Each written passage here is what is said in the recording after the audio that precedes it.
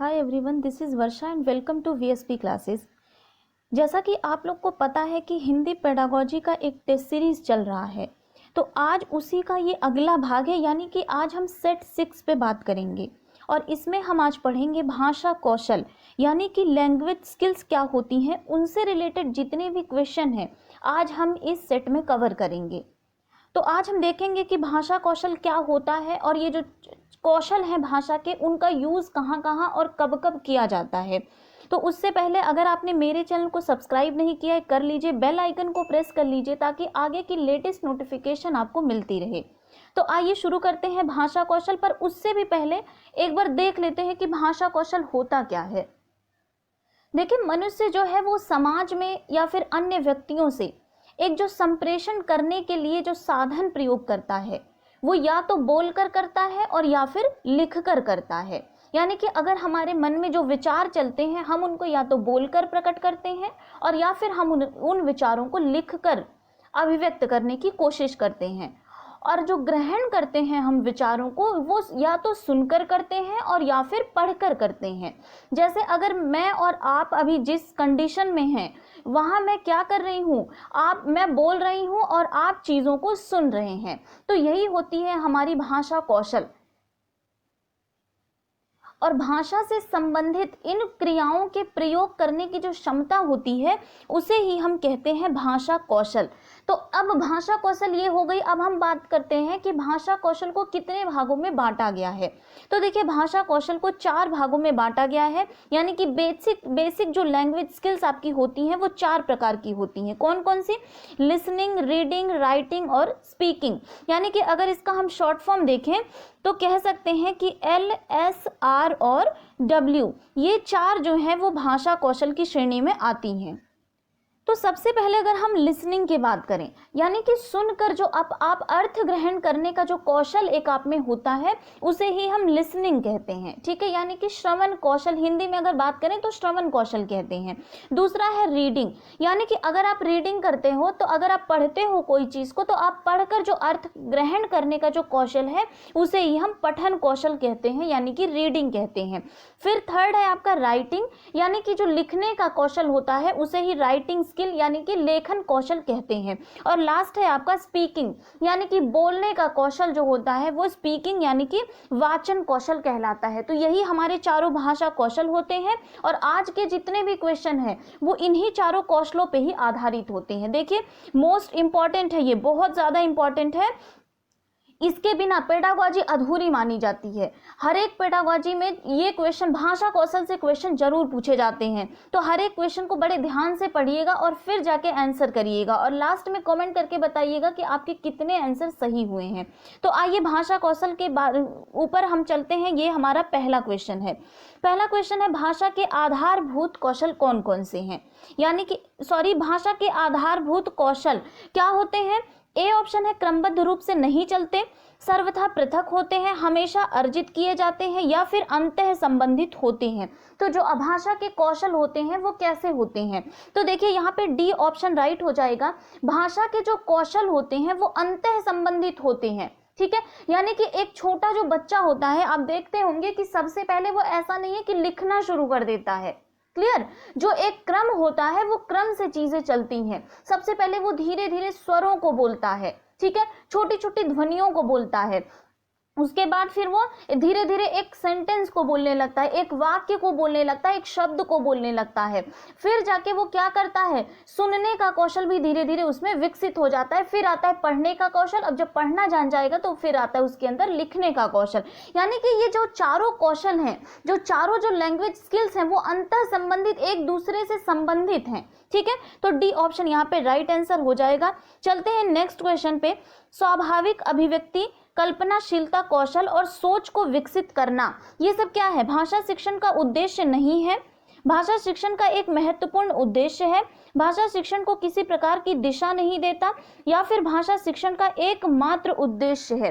देखिए, सबसे पहले बात करी जा रही है कि स्वाभाविक अभिव्यक्ति, ठीक है, और फिर है कल्पना शक्ति, कल्पनाशीलता कौशल और सोच को विकसित करना। ये सारे क्या है, ए ऑप्शन की अगर बात करें तो भाषा शिक्षण का उद्देश्य नहीं है, गलत है ये, बिल्कुल भाषा शिक्षण के ये उद्देश्य हैं, ठीक है। बी ऑप्शन यहाँ पे हमारा राइट आंसर हो जाएगा, भाषा शिक्षण का एक महत्वपूर्ण उद्देश्य है, ठीक है। और अगर सी ऑप्शन की बात करें तो किसी प्रकार की दिशा नहीं देता, ये बिल्कुल गलत है। डी ऑप्शन राइट आंसर हो सकता था, लेकिन एकमात्र यहाँ जो आया है ये निगेटिव वर्ड है, एकमात्र जो है वो निगेटिव टैग वर्ड है, तो ये जब भी कभी एकमात्र आएगा तो वो ऑप्शन कभी भी राइट नहीं होगा, ठीक है।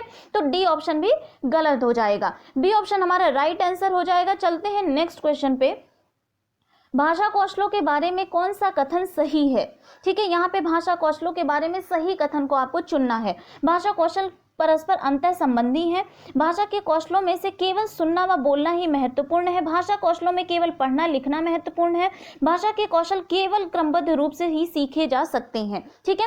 तो देखिए सबसे पहले जो बात करी जाए, केवल वर्ड जहां आ जाएगा ये भी 99% मान के चलिए ये आंसर नहीं हो सकता, ठीक है।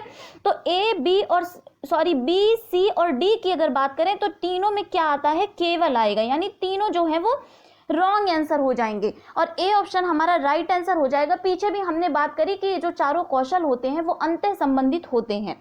चलिए नेक्स्ट क्वेश्चन पे चलते हैं, ग्रहणात्मक कौशलों में शामिल है। देखिए दो कौशल होते हैं जो ग्रहणात्मक होते हैं यानी कि ग्रहण किए जाते हैं, और दो कौशल होते हैं जो अभिव्यक्तात्मक होते हैं जिनके द्वारा हम अपने भावों को या विचारों को अभिव्यक्त करते हैं। तो यहाँ आपसे ग्रहणात्मक कौशल पूछा गया है, सुनना या फिर बोलना, बोलना या लिखना, सुनना या पढ़ना, या फिर पढ़ना या लिखना। तो ध्यान दीजिएगा कि इसमें से कौन सा है जिनके द्वारा आप चीजों को ग्रहण करते हैं। तो देखिए आप चीजों को ग्रहण अगर करने की यहाँ पे बात करी जाए तो यहाँ पे सी ऑप्शन राइट हो जाएगा। अगर या तो किसी चीज को आप सुनकर ग्रहण करते हैं और या तो पढ़कर ग्रहण करते हैं, और लेकिन अगर लिखने की बात हो जाए, ठीक है, लिखने और बोलने की बात हो जाए तो वो किस कौशलों में आता है, वो अभिव्यक्तात्मक। अगर हमें किसी चीज को बारे में, किसी के बारे में बताना है तो या तो हम लिखकर बता देते हैं और या फिर हम बोलकर बता देते हैं, ठीक है। तो सी ऑप्शन यहाँ पे राइट आंसर हो जाएगा। ऑलराइट, चलिए नेक्स्ट क्वेश्चन पे चलते हैं। सुनना कौशल के बारे में कौन सा कथन उचित नहीं है, यहाँ पे नहीं आपको बताना है कि कौन सा उचित नहीं है। सुनना कौशल मौखिक कौशल के अंतर्गत आता है। सुनना कौशल का विकास भाषा के नियमों को पहचानने, उनका निर्माण करने में सहायक है। सुनना कौशल अन्य कौशलों के विकास में सहायक है। सुनना कौशल सबसे कम महत्वपूर्ण है, और आपको यहाँ बताना है नहीं कौन सा है। तो देखिए ए ऑप्शन की अगर हम बात करते हैं, सुनना कौशल मौखिक कौशल के अंतर्गत आता है, बिल्कुल मौखिक कौशल के अंतर्गत सुनना कौशल आता है। सुनना कौशल का विकास भाषा के नियमों को पहचानने एवं उनका निर्माण, बिल्कुल सही बात है। सुनना कौशल अन्य कौशलों के विकास में सहायक है, बिल्कुल। अगर हम सुन नहीं पाएंगे ना तो हम चीजों को लिख पाएंगे और ना ही हम कोई बोल रहा है, अगर हम सुन नहीं पाएंगे तो उसकी चीजों को हम बोल भी नहीं पाएंगे, यानी कि रिपीट भी नहीं कर पाएंगे। यानी सुनना कौशल ही अन्य कौशलों के विकास में भी सहायक है। लेकिन सुनना कौशल सबसे कम महत्वपूर्ण है, ये गलत है। यही होगा हमारा राइट आंसर। सुनना कौशल महत्वपूर्ण है, अगर हम सुन नहीं सकते तो तीनों कौशल बेकार हो जाएंगे, ठीक है। चलिए नेक्स्ट क्वेश्चन पे चलते हैं। निम्नलिखित में से कौन सा श्रवण कौशल शिक्षण का उद्देश्य है। अब देखिए वहां पे नहीं है बताना था, यहाँ पे बताना है कि कौन सा शिक्षण का उद्देश्य है। छात्रों को साहित्यिक गतिविधियों में भाग लेने व सुनने के लिए प्रेरित करना, ठीक है। विद्यार्थियों में ध्वनि और शब्दों का शुद्ध उच्चारण तथा स्वर, गति, लय और प्रवाह के साथ पढ़ने की योग्यता को विकसित करना। श्रुत सामग्री के विषय में महत्वपूर्ण एवं मर्म स्पर्शी विचारों, भावों तथा तथ्यों का चयन करने की क्षमता प्रदान करना, या फिर उपर्युक्त सभी। तो देखिए अगर आप ऑप्शन पढ़ के देख रहे होंगे तो आपको तीनों कौशल जो होंगे वो श्रवण कौशल शिक्षण का उद्देश्य बिल्कुल है, ठीक है। तो डी ऑप्शन हमारा राइट आंसर हो जाएगा। तो यहाँ 7 नंबर का क्वेश्चन है, यदि छात्र की डैश इंद्रियों में दोष है तो वह ना तो भाषा सीख सकता है और ना ही अपने मनोभावों को व्यक्त कर सकता है। ए ऑप्शन है पठन, बी ऑप्शन दृश्य, सी ऑप्शन श्रवण और डी ऑप्शन है उपरोक्त सभी। तो यदि छात्र की पठन इंद्रियों में दोष है, ठीक है, ए ऑप्शन यहाँ पे राइट आंसर हो जाएगा। यदि छात्र की पठन इंद्रियों में दोष है तो ना तो वह भाषा को सीख सकता है, यानी यदि आपके अंदर पढ़ने की जो योग्यता है वही आपके अंदर कमी आ गई है, और तो आप अपने ना तो भाषा को सीख सकते हैं और ना ही अपने मनोभावों को आप अभिव्यक्त कर सकते हैं। क्लियर। तो ए ऑप्शन यहाँ पे राइट आंसर हो जाएगा, पठन शक्ति। नेक्स्ट क्वेश्चन पे चलते हैं। निम्नलिखित में से कौन सी शिक्षण विधि श्रवण कौशल के शिक्षण में सर्वाधिक उपयोगी है? श्रवण कौशल के बारे में बात करी जा रही है, भाषण, सस्वर, वाचन, प्रश्नोत्तर या फिर उपरोक्त सभी। तो देखिए श्रवण कौशल की बात करी जाए, अगर भाषण कोई दे रहा है तो निश्चित तौर पे अगर श्रवण कौशल आप करेंगे तो वो उपयोगी सिद्ध होगा। इसी तरह सस्वर वाचन यानी बोल बोलकर पढ़ने की जो प्रक्रिया है उससे भी श्रवण कौशल उपयोगी होगा। ठीक है, प्रश्नोत्तर में भी होगा, यानी डी ऑप्शन यहाँ पे राइट आंसर हो जाएगा। नेक्स्ट क्वेश्चन पे चलते हैं। बोलना कौशल विकास के लिए सबसे अधिक महत्वपूर्ण क्या सिद्ध हो सकता है? बोलना कौशल के बारे में बात करी जा रही है। परस्पर वार्तालाप, कथा श्रवण, श्रुत लेख या फिर सुनी हुई सामग्री का ज्यों का त्यों प्रस्तुतिकरण। तो देखिए बोलना कौशल के बारे में अगर सबसे महत्वपूर्ण बात है तो वो है परस्पर वार्तालाप। अगर दो लोग एक दूसरे से बातचीत कर रहे हैं तो वो बोलना कौशल के लिए बहुत ही महत्वपूर्ण होगा। एग्जाम्पल आप देख सकते हैं, अगर किसी को इंग्लिश नहीं आती बोलने, ठीक है, और वो सीख रहा है इंग्लिश बोलना, तो वो ज्यादा से ज्यादा क्या करेगा, ज्यादा से ज्यादा वो परस्पर वार्तालाप करने की कोशिश करता है ताकि वो अच्छे से इंग्लिश को बोल सकता है। ठीक है, A option right answer. Next question पे चलते हैं। परस्पर बातचीत मुख्यतः क्या करती है? अनुशासनहीनता को उत्पन्न करती है, समय की बर्बादी है, पढ़ने लिखने में सहायक है या फिर सुनने और बोलने के कौशलों में सहायक है। देखिए अगर परस्पर एक दूसरे से आप बातचीत करेंगे, अनुशासनहीनता को बिल्कुल नहीं करती, समय की बर्बादी भी नहीं, पढ़ने लिखने में भी सहायक नहीं है, बल्कि सुनने और बोलने के कौशलों के विकास में ये सहायता प्रदान करती है अगर हम एक दूसरे से बातचीत करते हैं। करेक्ट, डी ऑप्शन यहाँ पे राइट आंसर हो जाएगा। नेक्स्ट क्वेश्चन पे चलते हैं। बोलना कौशल में सर्वाधिक महत्वपूर्ण क्या है? यदि बोलना कौशल का आपको विकास करना है अपने, तो आंखों देखा वर्णन करना, शुद्ध उच्चारण करना, बोलने की तेज गति, समझकर बोलना। देखिए बोलना कौशल का सर्वाधिक महत्वपूर्ण जो है, आंखों देखा बिल्कुल नहीं है। अगर आंखों देखा हाल आप बयां कर रहे हैं, वो बोलना कौशल में सर्वाधिक महत्वपूर्ण पूछा है। शुद्ध उच्चारण बिल्कुल नहीं, बोलने की गति भी बहुत इंपॉर्टेंट नहीं है, उससे कहीं ज्यादा है कि समझ कर बोलना, यानी कि कुछ भी बोलिए, थोड़ा ही बोलिए, आपके बोलने का जो कौशल है वो समझ कर बोलने से ही पता चलेगा। यानी जैसे कि कोरोना वायरस फैला, दुनिया क्या कर रही है, चीन के ऊपर निशाना साध रही है कि चीन ने ही कोरोना वायरस को फैलाया है। क्लियर, समझने के लिए एक एग्जाम्पल छोटा सा लेते हैं। लेकिन 4 लोग अगर बैठ के बातचीत कर रहे हैं कि चाइना से कोरोना फैला है, और आप उन सब की बातों से परे हटके आप डायरेक्ट निशाना किसके ऊपर साध रहे हैं? अमेरिका के ऊपर। ठीक है, तो वो वहां आपके जो बोलने का कौशल है वो दिख जाएगा कि आपके अंदर क्या कौशल है। ठीक है, यानी कि समझ कर बोलना, कोई भी चीज हो रही है किस वे में हमें बोलना है, कौन से टॉपिक पे बात चल रही है, वहां क्या बोलना है। ठीक है, ये समझ कर बोलना ही बोलना कौशल में सर्वाधिक महत्वपूर्ण है। Next question. मौखिक अभिव्यक्ति में निम्नलिखित में से कौन सी विशेषता नहीं होनी चाहिए? मौखिक अभिव्यक्ति जब हम करते हैं, श्रोताओं से काफी उच्च स्तर की भाषा का प्रयोग, प्रवाहमयता, शुद्धता, अवसरानुकूल। ठीक है, मौखिक अभिव्यक्ति के जब बारे में बात की जा रही है तो ए ऑप्शन राइट आंसर हो जाएगा। श्रोताओं से काफी उच्च स्तर की भाषा का प्रयोग, ये विशेषता नहीं है। ठीक है, यानी कि जो सुनने वाला है आप उसके उच्च स्तर पे भाषा का प्रयोग करें, ये जरूरी नहीं है मौखिक अभिव्यक्ति में। प्रवाहमयता बिल्कुल जरूरी है। शुद्धता, अगर आप कुछ बोल रहे हैं, मौखिक अभिव्यक्ति कर रहे हैं, उसमें शुद्धता भी होनी चाहिए। और अवसरानुकूल, यानी अवसर के अनुकूल ही आप बात करिए, ऐसा नहीं है कि बात कुछ और चल रही है और आप बोले कुछ और जा रहे हैं। ठीक है, तो A option right answer. Next question पे चलते हैं। पढ़ना कौशल में सर्वाधिक महत्वपूर्ण क्या है? उच्चारण की शुद्धता, अर्थ ग्रहण करना, द्रुत गति से पढ़ना या फिर लिपि चिन्हों की जानकारी। तो देखिए पढ़ना कौशल में जो सर्वाधिक महत्वपूर्ण है वो है अर्थ ग्रहण करना। अर्थ ग्रहण करना ही पढ़ना कौशल का सर्वाधिक महत्वपूर्ण बिंदु है। ठीक है, नेक्स्ट क्वेश्चन पे चलते हैं। पाठ्य वस्तु का भावपूर्ण पठन पठन का एकमात्र आदर्श रूप है, केवल कविताओं पर लागू होता है, अर्थ को समझने में मदद करता है, पठन की पहली व अनिवार्य शर्त है। तो देखिए पाठ्य वस्तु का जो अगर हम भावपूर्ण पठन कर रहे हैं तो एकमात्र उद्देश्य नहीं होगा, ठीक है, एकमात्र रूप नहीं होगा, केवल आ गया है, ये बिल्कुल भी आंसर राइट नहीं होगा। अर्थ को समझने में मदद करता है, बिल्कुल यही हमारा राइट आंसर हो जाएगा। पठन की पहली व अनिवार्य शर्त नहीं है कि आप पाठ को जो कैसे भावपूर्ण पढ़ें, ऐसा बिल्कुल भी नहीं है। सी ऑप्शन राइट आंसर हो जाएगा। चलते हैं नेक्स्ट क्वेश्चन पे। एकांकी पाठ मुख्यतः किसमें सहायता करते हैं? एकांकी पाठ यानी कि जो शॉर्ट नाटक होते हैं, यानी जो एक बहुत छोटा सा जो नाटक होता है उसे ही एकांकी कहते हैं, 1 अंक का होता है ये। ठीक है, तो इसमें क्या मुख्यतः किस में सहायता करता है एकांकी, ये आपको बताना है। संदर्भ के अनुसार उचित उतार चढ़ाव के साथ बोलना, लेखन कौशल का विकास, अभिनय की कुशलता या फिर वाक्य की संरचना की जानकारी। देखिए एकांकी कौशल में क्या होता है कि यहाँ हमें चीजों को पता चल जाता है कि कितना हमें उतार चढ़ाव, किस उतार चढ़ाव के साथ हमें बोलना है।